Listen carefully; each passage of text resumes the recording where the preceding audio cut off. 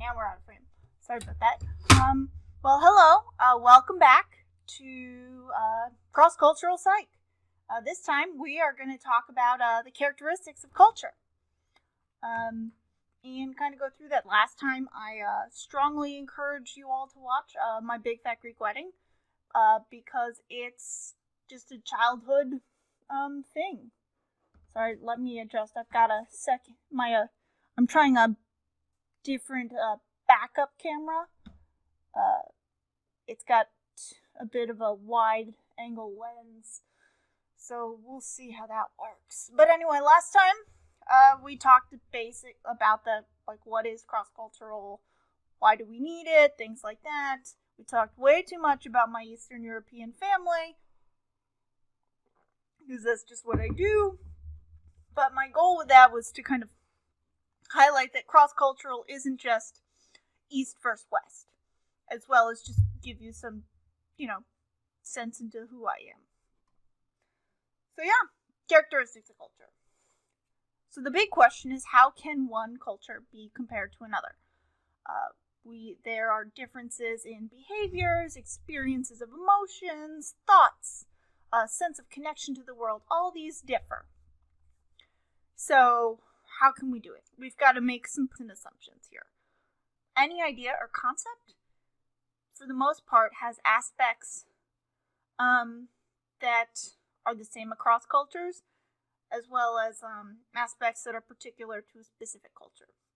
And what do I mean by that? I'm going to kind of break down this idea into etics and emics, which is definitely not how you probably should pronounce them, but my accent is atrocious. So etics are the aspects of something that all cultures have in common. So you can think about this like etic, like common, the universal components of ideas that are kind of at least exist across culture, like the conception of duty, of marriage. These exist across many cultures. Now, the flip side of that is emics, which are components of ideas that are particular to certain cultures. For example, what is one's actual duty? Like what rules should be followed, reasons for marriage. I'm going to jump between duty and marriage a lot here. Like love, business, military alliances, keeping property within the family. I've been playing too much Crusader Kings. Also, you have some concepts that might only have meaning in one culture. For example, relationship reciprocity, predestined relationships. And the book kind of expands on these, but the heart of this idea is that some things have at least universal components. So maybe people vary, think about it like a continuum. Like there might be a range of ideas, but the specific expression differs. Now, I'm going to talk about some kind of etic-based characteristics of culture before I get into the big one that we're going to lean on of individualist versus collectivist. And so what I'm going to do is kind of give you the broad idea across these five, and then crawl into some examples. So we have cultures that differ in terms of tough versus easy. And what I mean by this is there's differences in the variety and number of goals that can be pursued, as well as the ease and number of ways of achieving those goals. So that's the first one. And so I'm kind of like giving you broad definitions here, and then we'll fill in. So next we've got achievement and affiliation. So the need to achieve. For example, in contrast to the need for relationships, these tend to range. And we can actually extract these a bit from stories, which is kind of cool. Next, we have complexity. Now this one's a little problematic because in the early research it was it boiled down to cultures that were better understood. So Western cultures were deemed more complex because there were more aspects. But obviously there are problems with this, and so this actually complexity doesn't get its own slide. But the idea is the number of possible relationships, how politics works, and so there seemed to be some kind of to me, when I was reading through this literature, just to make sure I got a handle on it, it really felt like it was, well, we understand our cultures, and obviously our cultures are complex. 19th century white men anthropologists here. Versus cultures we don't understand, they are simple. Because we have very little experience with them. So obviously all our experiences are representative of them. So they're simple.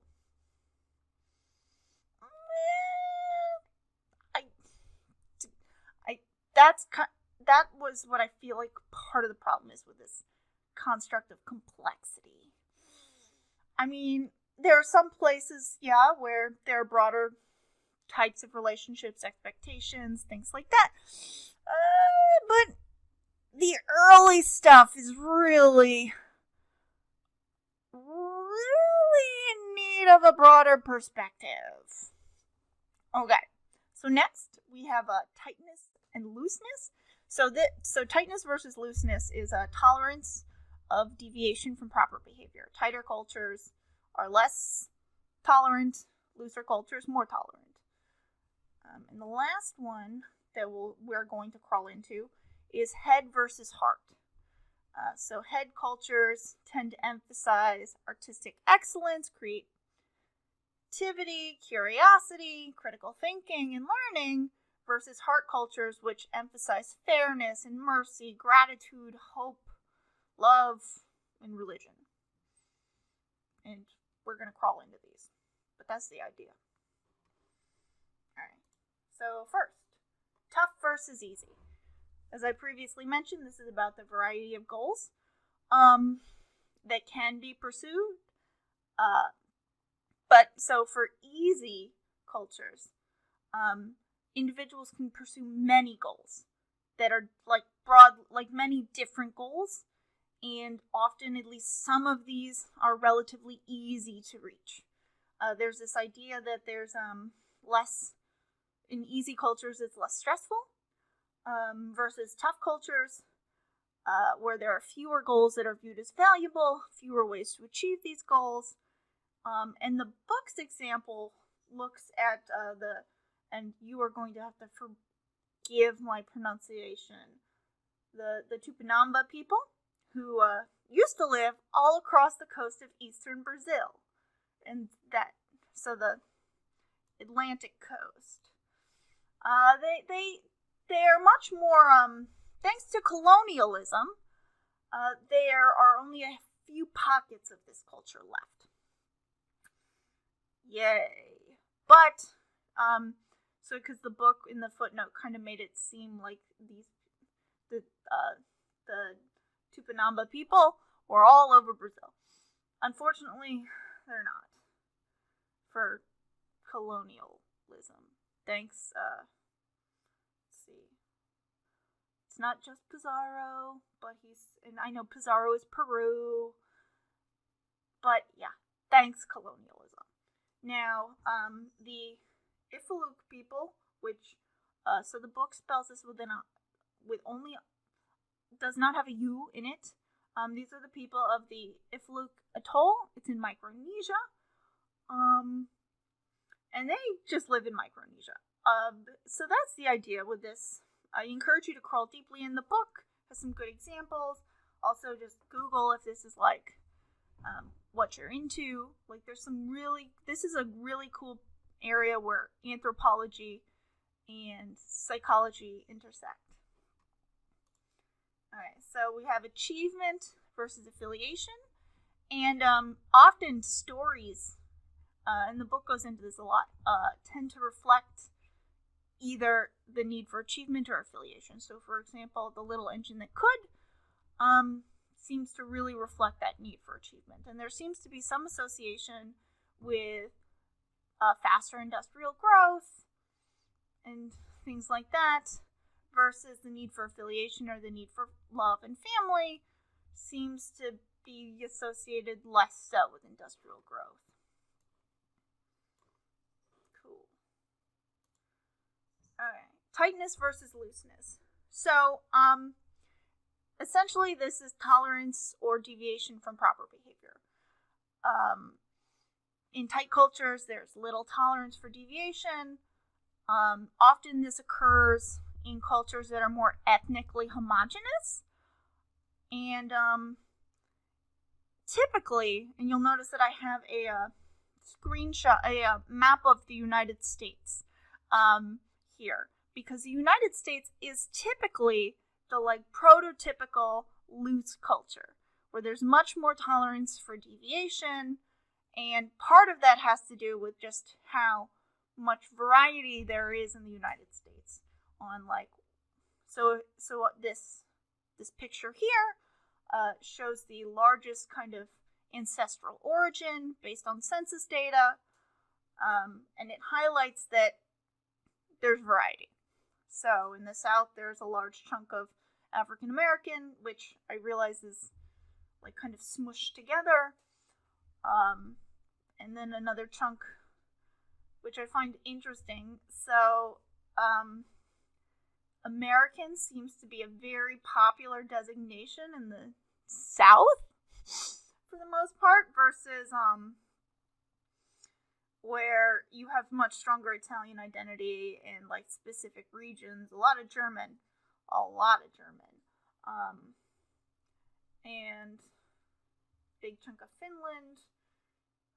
And you can see in Minnesota, there's a nice little bastion of Norway, which I think is entertaining English heritage here. And so the point that I'm trying to highlight is that there is wide ethnic diversity in the United States, and for the most part, that has previously been associated with greater tolerance for deviance. So deviance, both in just what is acceptable. I found a great science article from 2011. So the 2010 census, but the basic idea is that exposure to a variety of ethnic groups and just things along those lines are associated with greater tolerance. Alright, so this last one, head versus heart, where heart emphasizes fairness and mercy, head emphasizes artistic excellence and creativity. You can see this at the city level, which I find interesting. So cities with more strengths of head are considered more creative and had better job growth, lower unemployment, and more diverse immigrant patterns than cities that were much less head-based, so heart-based, and this illustration here. And so one of the reasons why I include this figure to highlight strengths, San Francisco is seen as a very heady city. These cities don't exactly line up. So here we've got a range of head, so higher head here, lower head here, higher heart here, lower heart here, and you can line these up. DC over here is pretty heady, but not very hearty, things like that. But my point is to highlight that cross-cultural differences occur not just at the ethnic level or the country level. They can be regional and very specific, to highlight that there's a lot of variety here. That it's not just Asian country versus Western country, things like that, which is what I often feel is how cross-cultural is kind of characterized. Alright, so here's the big one. Collectivism versus individualism. So the idea here is the view of the relationship between an individual and society is what differs. So it's a trade-off between the rights of the group versus the rights of the individual. And rights probably isn't the right word. So rights and needs. And so collectivist cultures prioritize the group versus individualistic cultures which prioritize the individual. So when we look at this in how people relate to self and others, in individualistic cultures, people are viewed as separate from each other, and independence is considered a very high virtue. And the idea is that, and lots of kind of values related to people should be willing to stand up for themselves, but at the same time, individualistic folks are more vulnerable to loneliness and depression, which I think is really interesting. Now when we kind of, and the flip of that is, collectivism. So, in addition to this, so when we look at personality and its relationship with collectivism, it's possible that personality may have different meanings in different cultures. So there are more trait words in the English language, according to some studies. So 2,800 versus 557 when we compare like English language to Chinese language. But both traits predict behavior, and behavior is consistent across situations in both collectivist and individualistic cultures, so they're still predictive. It just might be the way we describe people differs a bit based on those values. There are some kind of neat things. So there are different predictors of satisfaction with life. For example, harmony of relationships with others is really important in people with collectivist culture, versus self-esteem is a better predictor of life satisfaction in individualistic culture. So if your family is doing well and you're having good relationships, that seems to be more important in collectivist culture. I know in my case, if something is going on with my family, that stresses me out way more and affects my well-being way more than if like I'm struggling with work. Because it's just what's important to me.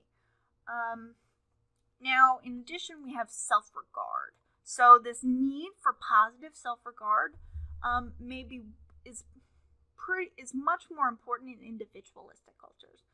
So this self-regard leads to different responses to success and failure, and negative self-relevant information. It seems to be much more strongly impactful in individualist culture versus collectivist culture. Cool. Next. Alright, so I've already kind of hinted at this. Well, we will get there. But, okay, let's start with, so looking at sociability, emotion, and motivation, these differ across cultures. So people with a collectivist culture tend to spend more time on social interactions, and these tend to be more intimate, so more like close-knit and less superficial. In terms of emotions, this is why I've talked to you all about this, how I just like don't get angry. I just don't. So self versus other emotions seem to be pretty clearly demarcated. So people with individualist cultures tend to report more self-focused emotions such as anger, versus people with collectivist culture tend to report more other-focused emotions such as sympathy and frankly more pleasant emotion when they fit in with a group. In general. So it's probably why I don't get mad. Except when my kin group are threatened. But I also don't really feel pride or proud. So I don't get some of those nice mood bumps either. Alright, so next we've got the importance of love in marriage. This differs pretty starkly in a so to speak. So arranged marriages are way more common in collectivist cultures, because marriage is more than about love. It's about joining families. It's about alliances. I mean, not just that, but family matters a lot. And so you want your family's opinion. And often that can be in arranged marriages. Like, I know some of my friends are would be just utterly horrified by the idea. I've contemplated it. It doesn't horrify me in the same way I feel like someone with an individualist culture does. I don't think they do it. But I don't have that same kind of horrified reaction. Some of my more individualist cultures have. which is fascinating. Okay, so in terms of just general emotional experiences depend on different things. So they're more dependent on social worth and the nature of your social reality and your relationships within collectivist cultures compared to individualistic cultures, where it's much more linked to your self-worth, the nature of your own reality, and less so on like relationships. Now, even in terms of fundamental motives, we have differences. So collectivist cultures focus more in general on avoiding loss of respect, because respect by others, from others, can be easily lost and is hard to regain, versus individualistic cultures tend to focus more on achievement of pleasure or reward. Excuse me. We have a guest. Can I help you? Oh, let's say hello. Hello. Can I help you? Maybe? No? What do we want? I don't know what you want, Archie. Ugh. I don't think he knows what he wants either.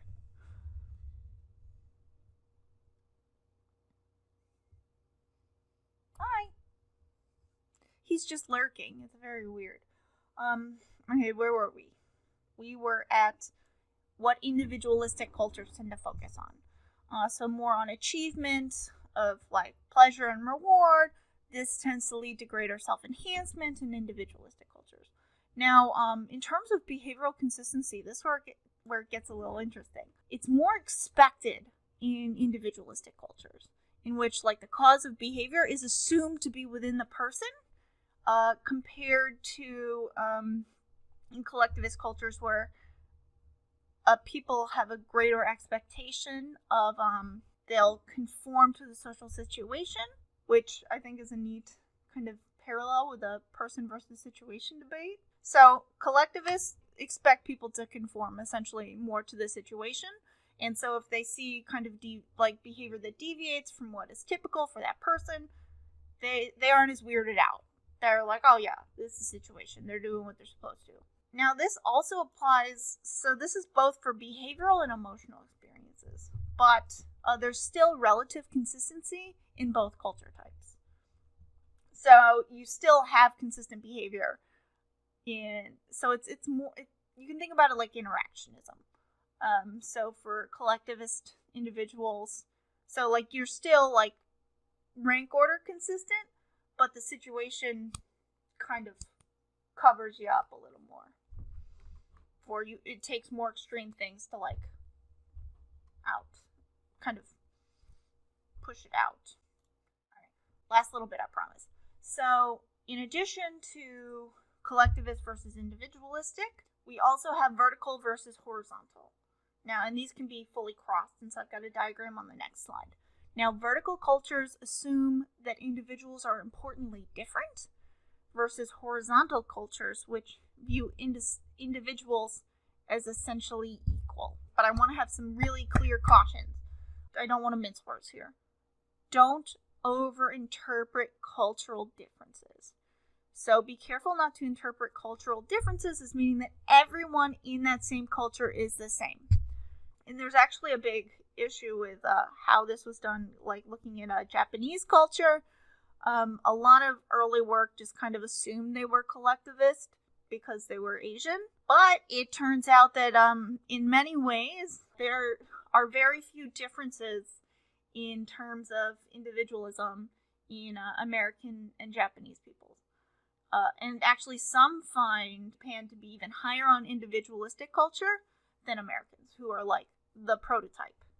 And one other reason why I kind of emphasize, so the idea that Japan is a collectivist culture is because of stereotypes. The book phrases this nicely, so I want to quote how they interpret it. The idea that Japan is a collectivist culture may be based on inaccurate data, casual observation, and biased selection of cultural phrases. That's a nice way to say stereotypes. How do I phrase this nicely?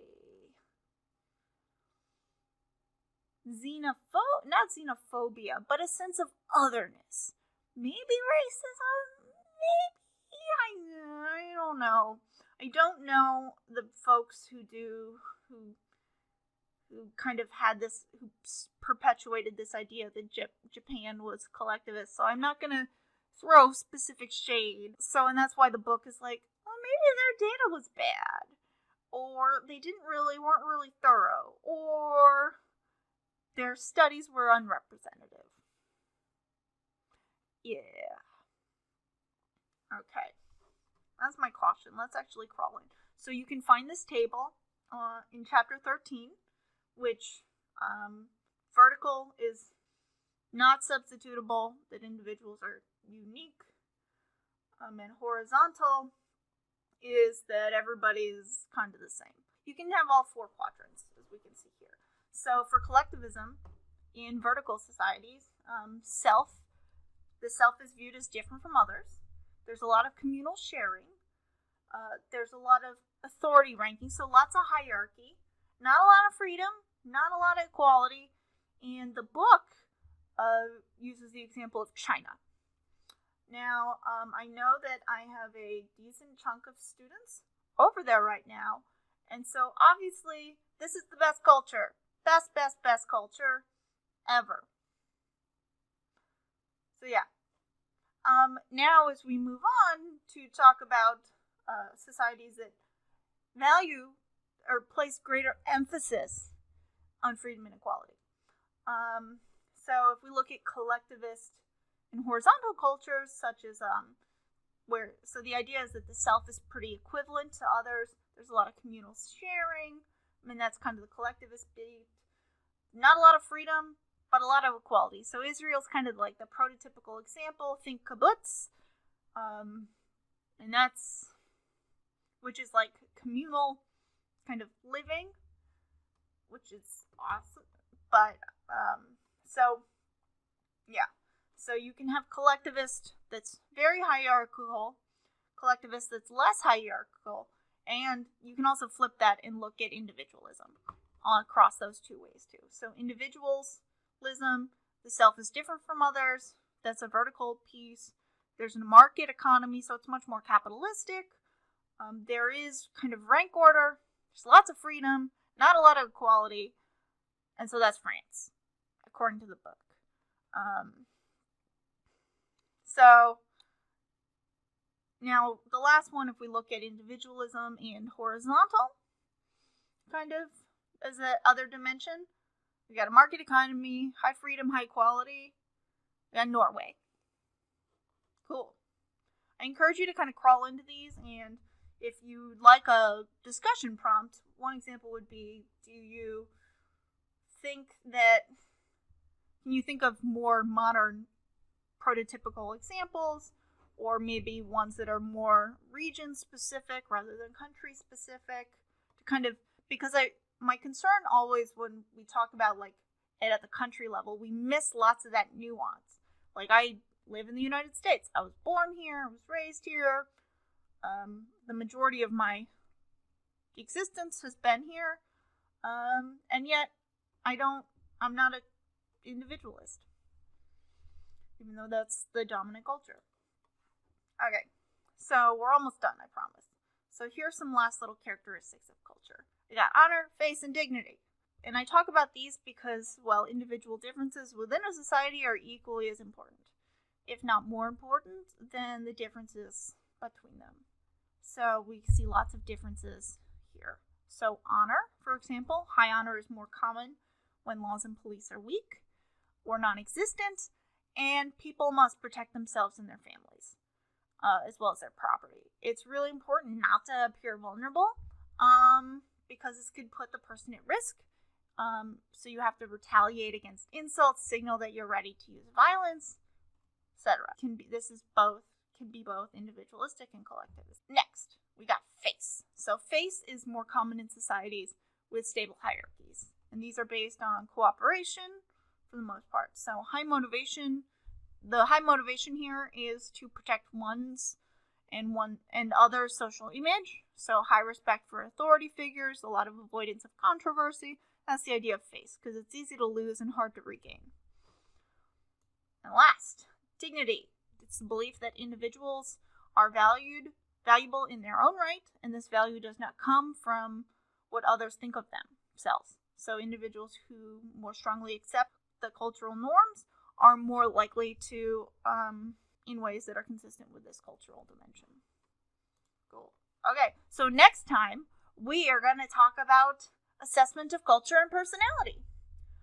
And you'll notice that I'm using a lot of my Big Fat Greek Wedding stuff because I can, and it gives me great joy. That is the only reason. I am not sponsored. I only endorse the first film. All other films in this franchise are dead to me. But anyway, thanks for watching. Next time we'll talk about assessment of culture and personality. Bye-bye!